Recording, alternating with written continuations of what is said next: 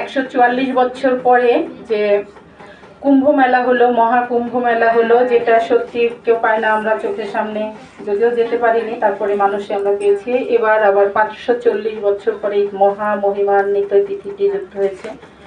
তো আজকে প্রথমত সত্যযুগে সংগঠিত হয়েছিল আজকে হোলিকা। আমরা একটু বুঝে নেই আজকে তিথিটা। আমরা তো অনেকেই বলি দোল, অনেকে বলি হোলি, আবার আমরা গৌরীয়রা পালন করছি গৌর হরির আবির্ভাব তিথি। কিন্তু আসলে কোনটা কি আমাদের একটু পরিষ্কার স্বচ্ছ ধারণা থাকা দরকার, তাই না দিদিভাই? ধারণা থাকা দরকার। তো আজকে তিথিটা সত্যযুগে সংগঠিত হয়েছিল। আমরা হিরণ্যকশিপু হিরণ্যাক্ষের নাম জানি। তো ওনাদেরই বোন হচ্ছে হোলিকা, আর হিরণ্যকশিপুর সন্তান হচ্ছে প্রহ্লাদ মহারাজ। এই প্রহ্লাদ মহারাজ যেহেতু বিষ্ণু ভক্ত ছিলেন, তো এই প্রহ্লাদ মহারাজকে মেরে ফেলার জন্য বাবা অনেক চেষ্টা করে, তাই না? গৃহে একটা বন্ধ কুঠিরের মধ্যে সর্প দিয়ে তাকে আটকে রাখে, খাবার না দিয়ে আটকে রাখে, পাহাড়ের উপরতে ফেলে দেয়, সাগরে ফেলে দেয়, কিন্তু কোনোভাবেই মরে না। খাবারে বিষ মিশায়, কিন্তু কোনোভাবেই মরে না। অবশেষে বোন হোলিকা বলে যে দাদা, তোমাকে এত চিন্তা করতে হবে না, যেহেতু আমি ব্রহ্মার তপস্যা করে একটা বস্ত্র পেয়েছি। এই বস্ত্রটা যদি আমার গায়ে থাকে তাহলে অগ্নি আমাকে স্পর্শ করবে না। তাই তুমি একটা নাড়ার ঘর তৈরি করো, আর ওই ঘরের মধ্যে আমি প্রহ্লাদ মহারাজকে, মানে প্রহ্লাদকে, ভাতিজাত প্রহ্লাদকে নিয়ে বসবো, তোমরা বাইরে থেকে আগুন ধরিয়ে দেবে, তাহলে আমার কিছুই হবে না, প্রহ্লাদ মারা যাবে। কিন্তু ওই দাম্ভিক অহংকারী হোলিকা জানতো না যে ভগবানের কোনো বস্তু দিয়ে ভগবানের ভক্ত ধ্বংস করা যায় না। সেটা যতই ভগবান দ্বারা মানে দানকৃত হোক না কেন, সেটা উল্টো তাকেই ধ্বংস করে ফেলে। তাই ওই দিন হোলিকায় ওই আগুনে দগ্ধীভূত হয়েছিল, কিন্তু প্রহ্লাদ মহারাজের কোনো ক্ষতি হয়নি। আর এই থেকেই মূলত উৎসবটির নাম হয়েছে হোলিকা। এটা হয়েছিল সত্যযুগে, এই হোলিকা উৎসবটি হয়েছিল সত্যযুগে। আর এই যে হোলিকা দাহ হলো, এর মধ্যে দিয়ে মূলত আমাদেরকে ভগবান শিক্ষা দিয়েছে যে হোলিকা তো দাম্ভিক অহংকারী। আমাদের ওই হোলিকা দাহর মধ্য দিয়ে আমরা যেন আমাদের মনের রিপুকে, যে ওই যে হোলিকা গৃহটা তৈরি করা হয় খড়কুটো দিয়ে, মানে ওটা নাড়া দিয়ে, তা আমাদের ভিতরেও জন্মার্জিত নাড়া জমা আছে, ওটাকেও যেন আমরা আগুন দিয়ে ওইভাবে বশীভূত করতে পারি। তাহলে আমাদের ভিতরে যে ভগবত প্রেম আছে সেটা জাগ্রত হবে। এই হলো মোটামুটি হোলির যে আমরা নামটা বলি হোলি, এটার একটা মূল কারণ, মানে হোলিকা হোলি এটা হলো এইখান থেকে আসলো। আর আমরা এটাকে আবার অনেকে আমরা এটাকে কি বলি, দোল বলি, তাই না? দোল যাত্রা, সমস্যা হচ্ছে, দোল পূর্ণিমা বলি। তো দোল বলি। এই দোলটা কেন হলো, বা এই দোলটা কিন্তু সত্যযুগে আসে নাই, এই দোলটা আসছে দাপর যুগে। মা কথাগুলো হয়তো আমরা অনেকেই জানি, আবার অনেকে হয়তো জানি না, এই জন্য কথাগুলো বললাম। যার প্রত্যেকটা বিষয় সম্পর্কে, আমাদের ধর্মীয় উৎসব সম্পর্কে আমরা যদি পরিচ্ছন্নভাবে জানি, তাহলে উৎসবগুলোর প্রতি আমরা প্রেম পাবো। মোটামুটি প্রেম পাওয়াটাই হচ্ছে আসল কথা, যে জিনিসটার জন্যই গৌরহরি আসছিলেন, পরে আসবো এই কথায়। তো এই তারপরে আমাদের প্রাণবল্লভ, আমার প্রাণ গোবিন্দ, তো আমরা জানি যে উনি শ্যামবর্ণ, কিন্তু আমাদের শ্রীমতী রাধারানী অনেক সুন্দর, তাই না? তাই একদিন ছোট্ট গোপাল তার মার কাছে একটু মনটা ভার করেই বলছিল যে মা, রাধা এত সুন্দর, আমি এমন কেন? আর এ কারণেই সন্তানের মুখে হাসি আনার জন্যই মা যশোদা বলেছিল যে তুই মন খারাপ কেন করছিস, তুই রাধারানীকে রং মাখিয়ে দে, রাধারানীকে রং মাখিয়ে দে, আর তুইও নিজে রং মাখ, তাহলেই তো সমান হয়ে যায়। তাই ওই দিন থেকে রং মাখানো হয়েছিল, রাধারানীকে গিয়ে রং মাখানো হয়েছিল, আর আমার প্রাণ গোবিন্দ রং মেখেছিল। রং মাখলে কি কাউকে চেনা যায় মা? সবাই তো একরকমই হয়ে যায়। এখানে আমরা কত মায়েরা কত সুন্দর আছি, কতজন আমার মতো কুচ্ছিত আছি। তো রং মাখলে আমরা সবাই একই রকম হয়ে যাই। এই থেকে আসছে দোল, এই যে মানে এই যে রং খেলা জিনিসটা এখান থেকে আসছে। আর আমার প্রাণ গোবিন্দ আর রাধারানী সখারা সখীরা মিলে দোলনায় উঠে তারা এই উৎসবটি পালন করে, তাই থেকে হচ্ছে দোল যাত্রা। দোলের একটু সংক্ষিপ্ত মহিমা বলি, যে দোলটা হচ্ছে আমরা ঝুলনে যখন প্রাণ গোবিন্দকে আর রাধারানীকে বসাবো, বসে আমরা দোল দিচ্ছি। এই দোলটাতে বোঝায় যাওয়া আসা, যাওয়া আসা। আমরা অনন্ত কোটি জন্ম ধরে যাচ্ছি আর আসছি, মাতৃ জঠরে ঢুকছি আবার বেরোয় যাচ্ছি, তাই না? এটা অত্যন্ত কষ্টের একটা বিষয়, আমরা বুঝি না। আমি যদি বলি মা তুমি কেমন আছো, আমরা সমস্যারে বলবো ভালো আছি। আসলে কি আমরা ভালো আছি? আসলে আমরা ভালো নেই, কারণ এই কারাগারে কেউ ভালো থাকতে পারে না। আমরা তো কারাগারে বদ্ধ অবস্থায় আছি, তাই আমরা কেউ মূলত ভালো নেই। এখান থেকে ভালো আমাদের থাকতে হবে। কিভাবে? সেটাই হচ্ছে এই যে গোবিন্দ যখন দূরে চলে যাচ্ছে দোলনাটা, ওটাই হচ্ছে বিরহ।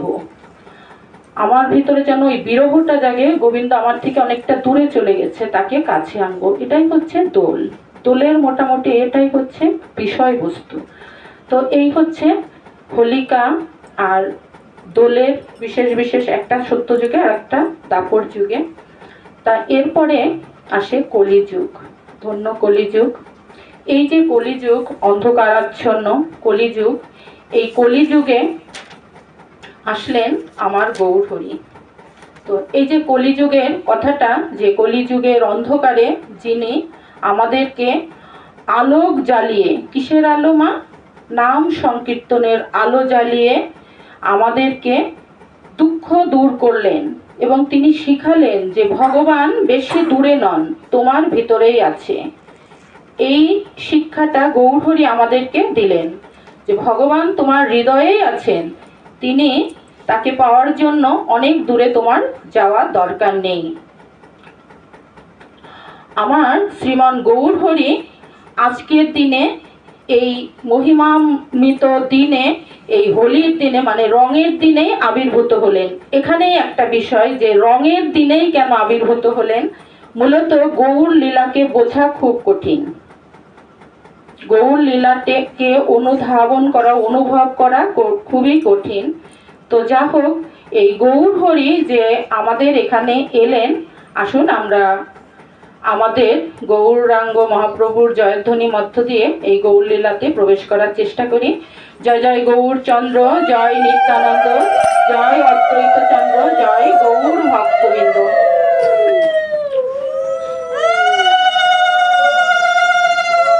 মানে যার কৃপায় আমার মতো অজ্ঞান অধম জন ভগবানের কথা বর্ণনা করার সামর্থ্য রাখে, তিনিই হচ্ছেন আমার শ্রীমান গৌরহরি। তার কৃপা অপার। যেমন তেমন ভাবেও যদি তাকে স্মরণ করা যায়, তবে জীবনের কঠিন কাজ, অত্যন্ত কঠিন থেকে কঠিন কাজও সহজ হয়ে যায়। আবার তাকে যদি বিস্মৃত হয়ে ভুলে যাই, তবে এর বিপরীতটাই সংঘটিত হয়, অর্থাৎ সহজ কাজটাও জীবনে কঠিন হয়ে যায়। এই জিনিসটাই আমাদেরকে অনুধাবন করতে হবে। তো এই যে গৌর লীলায় গৌরহরি এলেন, এটা কিভাবে এলেন, কেনই বা এলেন, আমরা একটু তত্ত্বে প্রবেশ করি, তারপরে যদি সময় থাকে আমরা লীলাতে প্রবেশ করব। তো এই গৌরহরি যখন এলেন, তখন আমার ভগবান যখন আসেন, তখন কিন্তু তিনি একা আসেন না, স্বপার্শ্বদ স্বীয় ধাম সহই আসেন। কিন্তু গৌরহরি আসার সময় অনেক বিষয় সংগঠিত হয়েছিল। কেন কি, আমার কৃষ্ণ হচ্ছে সাক্ষাৎ ভগবান, স্বয়ং ভগবান, তাই না? শাস্ত্র বলে ভগবান কৃষ্ণ স্বয়ং ভগবান, কিন্তু গৌরহরি হচ্ছেন অবতার সার। অবতার সার আমার গৌর অবতার, তাই না? অবতারের সার হচ্ছেন গৌরহরি। কারণ আমার শ্রীকৃষ্ণ সাক্ষাৎ ভগবান, আর এখানে আছেন ওই ভগবান। এখান থেকে একটু বুঝুন, ভগবানের যে অন্তরঙ্গা লাদিনী শক্তি, অন্তরঙ্গা শক্তি বা লাদিনী শক্তিটা আসলে বাইরে আলাদা মূর্তি ধারণ করে আসছিলেন লীলা বিলাসের জন্য, তাই না? আচ্ছা, এই যে লাদিনী শক্তিটা বলছি, এই লাদিনী শক্তিটা কি আমরা বুঝতে পারি সবাই? এই জিনিসটা যখন আমরা একদম পুঙ্খানুপুঙ্খ ভিতরে প্রবেশ করব, রসটা বুঝতে পারবো, তখনই কিন্তু আমাদের মানে কি দীপটা জ্বেলে উঠবে, প্রদীপটা প্রজ্বলিত হবে, আমাদের জীবনের যে এই যে গৃহটা আলোকিত হবে। সেটা কেমন জানেন? আমার রাধারানী হচ্ছে, ধরেন আমার গোবিন্দ যদি দুগ্ধ তত্ত্ব হন, মানে দুধ হন, তাহলে সেই দুধের স্বাদটা হচ্ছে মাখন, তাই না? মাখন। কিন্তু সেই মাখনটাকেও আবার আমরা যদি দুধটাকে অম্লযোগে আমরা যখন দই তৈরি করছি, তাই না? তাহলে দুধের থেকে আমরা দই পাচ্ছি, ওই দইটাকে মন্থন করে আমরা মাখন পাচ্ছি, তাই না? ওই মাখনটাকে আমরা যদি আগুনে হিট দেই তাহলে আমরা ঘি পাবো, তাই না? ঘি পাবো। ওই যে ঘি তত্ত্বটা, ওই ঘি তত্ত্বটাই হচ্ছে, এই ঘিয়ের উপরে কি আর কিছু আছে নাকি? দুধের আর কোনো বিকার নেই, তাহলে এই ঘিটাই হচ্ছেন আমার রাধারানী। তাহলে দুধের সর্বোচ্চ সারবস্তু হচ্ছে এই ঘি। তো আমার গোবিন্দ সর্বোচ্চ সার তত্ত্বই হচ্ছেন আমার রাধারানী। তো এই রাধারানী আলাদাভাবে প্রকাশিত ছিলেন লীলা প্রকাশের জন্য, লীলা রস আস্বাদনের জন্য রাধারানী আলাদা হয়েছিলেন। তত্ত্ব তো রাধা কৃষ্ণ কিন্তু আলাদা কিছু নন, তাই না? নারী পুরুষ এটা ভেদ করলেও আমাদের অপরাধ হবে, আমাদের সাধন ভজন ওখানেই শেষ হয়ে যাবে। তা আলাদা কিছুই নন, কিন্তু আলাদা কেন হলেন? লীলা রস আস্বাদনের জন্যই তিনি আলাদা রূপ ধরে এলেন। কিন্তু দেখুন, আমার গৌর হরি ওই রাধা কৃষ্ণ আলাদা তত্ত্ব আবার এক হয়ে গেলেন, তাই না? এক হয়ে আসলেন। তো এই যে গৌর হরি যখন এলেন, তখন গৌর হরির সঙ্গে কে আসেননি? গৌর হরির সঙ্গে কিন্তু অনেকে আসছিলেন। যেমন ব্রহ্মাজি আসছিলেন। ব্রহ্মাজি, আমাদের ব্রহ্মাজি তারপরে উনি উনার প্রজ্ঞা দিয়ে, উনার জ্ঞান দিয়ে কিছুটা ভুল করেছিলেন।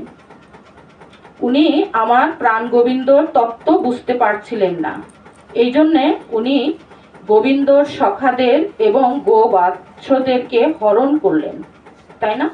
উনার প্রজ্ঞা দিয়ে উনি বুঝতে পারেননি। এই জন্যই উনি ভগবানের কাছে প্রার্থনা করেছিলেন করজোরে যে প্রভু, দাপরে তো আমি আমার যতটুকু প্রজ্ঞা আপনি আমাকে দান করেছিলেন, সেই প্রজ্ঞা দিয়ে আমি আপনার তত্ত্ব নিরূপণ করতে পারিনি। এই জন্য আপনি আগামীতে যে গৌর অবতার গ্রহণ করবেন, ওই অবতারে আপনি কৃপাপূর্বক দয়া করে কৃপা করে আমাকে সঙ্গে নিন। বড় কোনো জায়গায় আমাকে দিতে হবে না, ভারত ভূমিতে যে কোনো ছোট বংশে, নিচু বংশে আমাকে জন্ম দিন, তবুও আপনার লীলা রস আস্বাদন থেকে আমাকে বঞ্চিত করবেন না। এতে গেল ব্রহ্মাজি। এই গৌর অবতারে সাক্ষাৎ নারায়ণ, শিবজি সবাই এসেছিলেন, সবাই এসেছিলেন। এরপরে নারদ মুনিও এসেছিলেন, শ্রীবাস পণ্ডিত রূপে নারদজি এসেছিলেন। গদাধর রূপে আমার রাধারানী ভাবছেন যে গৌর হরি আর আমি তো, মানে আমার প্রাণ গোবিন্দ আর আমি তো একসঙ্গে যাব। অন্তরে কৃষ্ণ, বাহিরে রাধা, দুটি ভাব গ্রহণ করে আমার গোবিন্দ এবার অবতীর্ণ হবেন। কিন্তু মা, প্রত্যেকটা কাজের আগেই তো, প্রত্যেকটা নাটকের আগে বা সংসারের কাজের আগে আমাদের একটা পরিকল্পনা থাকে, তাই না? তো ভগবানের কাজের আগে ওরকম পরিকল্পনা থাকে। তো তখন ভাবছেন যে গৌর হরি যখন নবদ্বীপ ধামে অবতীর্ণ হবেন আর হরিনাম সংকীর্তন করবেন, ধুলোয় লুটোপুটি খাবেন, তখন ওই নবদ্বীপের যে ধুলি কাকড় তার শ্রীঅঙ্গে ফুটবে, তাই না? ব্যথা পাবে আমার গৌর হরি, আমার প্রাণবধূয়া ব্যথা পাবে, তখন তাকে কে রক্ষা করবে? এই জন্য রাধারানী কি করলেন? আবেশিক্ত হয়ে গদাধর রূপে আবার প্রকট হলেন। গদাধর রূপে মানে বিষয়টা এইরকম, গৌর লীলায় একই দেহের মধ্যে কয়েকজন আছেন, তাই না? যেমন আমার অদ্বৈত প্রভু সদাশিব আছেন, তারপর উনি কিন্তু ওখানে কয়েকজন রূপে একসঙ্গে আছেন, একা না, মানে এই অবতারে কেউ একা নেই। গদাধর আসলেন, রাধারানী ওখানে থাকছেন, আবার গদাধর আবেশ বেশে আসছেন, তাই না? এভাবে অনেকেই ওখানে অবতীর্ণ হলেন আমার এই গৌর লীলায়, যে আগামী গৌর লীলায় আমাকে যে কোনোভাবে, প্রত্যেকের নিবেদন একটাই যে আমাদের যে কোনো রূপে যে কোনো ভাবে ভারত ভূমিতে জন্ম দেন, ভারত ভূমির যেখানেই হোক আপনি আমাদেরকে সঙ্গে নেন প্রভু, যেন আমরা আপনার এই লীলার সাক্ষী হতে পারি। এই জন্য কিন্তু আমার ব্রহ্মাজি এই গৌর লীলায় এলেন হরিদাস রূপে, যবন কুলে, কত নিচু কুলে তাই না, যবন কুলে তিনি হরিদাস রূপে এলেন। হরিদাস রূপে এসেও তিনি আবার নামাচার্য হলেন, তাই না। আসলে এই লীলাতে আমরা স্বয়ং রাধারানী তো গেলনি, এই লীলাতে যে আবেশ শক্তি গদাধর তিনিও এলেন। যখন প্রভু আমার নাম প্রচার করবেন, লুটোপুটি খাবেন, তখন গদাধর কিন্তু কোল দিতেন। এখানে রাধারানীর আরো একটা ইচ্ছাও ছিল, উনি কিন্তু দাপরে কি করতে পারেননি, আমার প্রাণ বধুয়া যখন বাঁশি বাজিয়ে রাধারানীকে ডাকতেন তখন সবসময় কিন্তু উনি আসতে পারতেন না, ওনার কিছু বাধ্যবাধকতা ছিল। এই জন্য এই অভিলাষাটা পূরণ করার জন্য উনি আবার আবেশভাবে গদাধর রূপ আসলেন। যে যখনই গৌর, সবসময় কিন্তু গৌরের সঙ্গে থাকতেন গদাধর, যখনই গৌর লুটায় পড়বে উনি তার আগে ধুলোর উপরে পড়ে যেতেন, যে প্রাণ বধুয়া আমার শ্রীঅঙ্গের উপরে পড়বে, যে বধুয়ার অঙ্গে কোনো আঘাত না লাগে। হ্যাঁ, এই কারণে উনি আসলেন। আর রাধিকা শ্রীকৃষ্ণের যে প্রেমের বিকার, রাধারানী প্রেমের বিকার, তো এটা কিভাবে আসলো ব্রজলীলায়। আসলে আমার প্রাণ বধুয়া লীলা করেছেন বটে, কিন্তু অনেক কিছুই তিনি বুঝতে পারেননি। আমার প্রাণনাথ কিন্তু ব্রজলীলায় অনেক কিছুই বুঝতে পারছিলেন না। সেই ব্রজলীলায় উনার বিশেষ করে 3টি অপূর্ণতা ছিল, যে রাধা প্রেমটা কেমন এটা উনি বুঝতে পারেননি।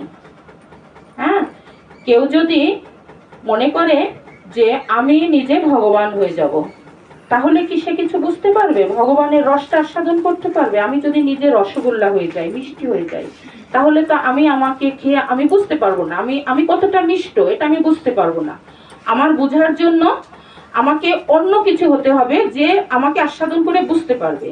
তাই আমার গোবিন্দ বুঝতে পারতেন না যে রাধারানীর প্রেমের কি এমন আছে আমার মধ্যে, যেটা রাধারানী আমার জন্য, আমার রূপে, আমার নামে পাগল হয়ে যায়।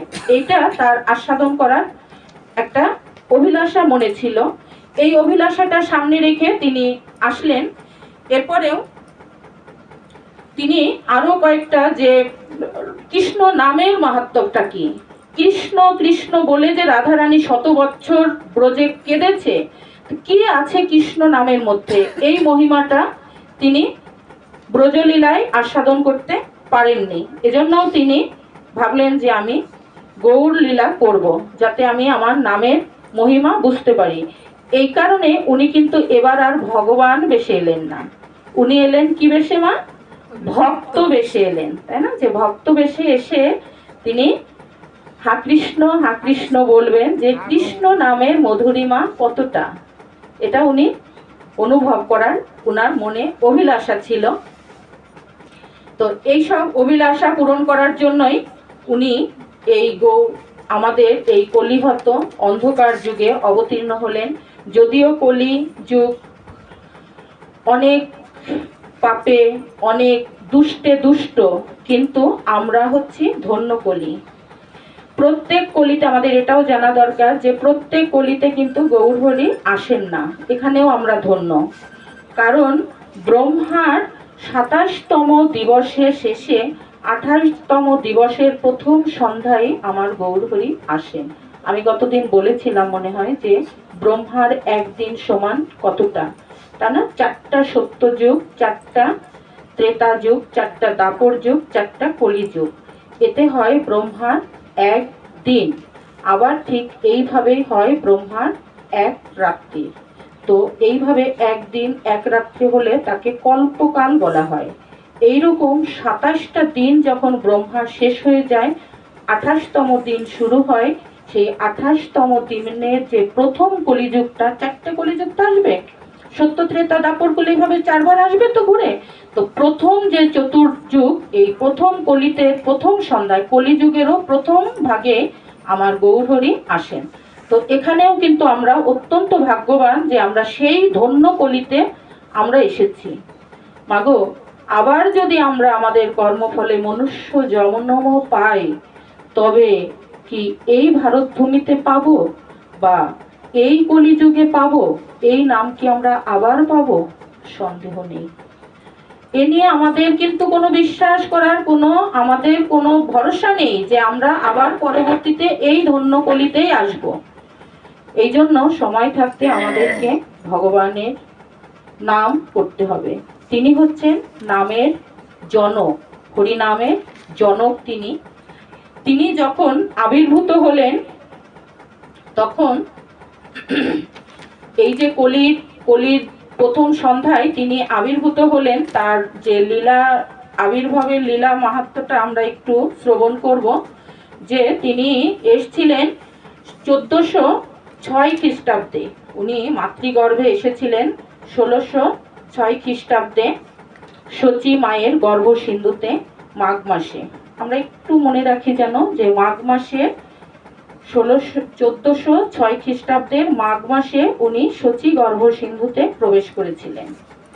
আর উনি ভূমিষ্ঠ হয়েছিলেন 1407 শতাব্দীতে, মানে 1407 শতাব্দীতে ফাল্গুন মাসের এই পূর্ণিমা তিথিতে।